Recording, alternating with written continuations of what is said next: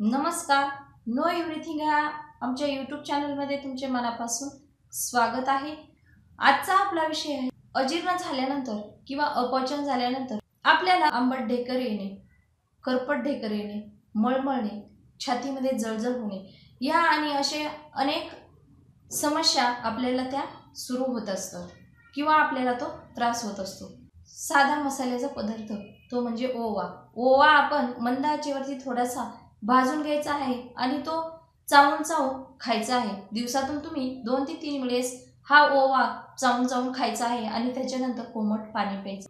याच्यामुळे तुम्हाला नक्कीच आराम मिळणार आहे. आणि आपला दुसरा उपाय आहे अननसाचा रस आणि पुदिन्याच्या पानांचा रस समप्रमाणामध्ये घ्यायचा आहे आणि त्याचं सेवन करायचं आहे. याच्याने देखील तुम्हाला नक्कीच बरं वाटणार आहे आणि त्याचा फायदा देखील होणार आहे. आपला तिसरा उपाय आहे धने, जिरे, ओवा आणि थोडंसं सोप म्हणजेच बडीशेप. याचं समप्रमाणामध्ये आपण 1-1 चमचा घ्यायचा आहे आणि त्याचं जे तयार होणारं चूर्ण आहे ते चूर्ण 1 ग्लास कोमट पाण्यामध्ये आपण जेवणानंतर घ्यायचं आहे. याच्यामुळे आपल्याला नक्कीच आराम मिळणार आहे.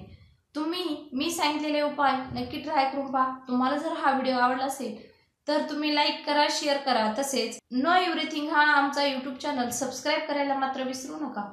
नवीन विषयासह नवीन व्हिडिओ लवकरच येत आहे. तोपर्यंत धन्यवाद.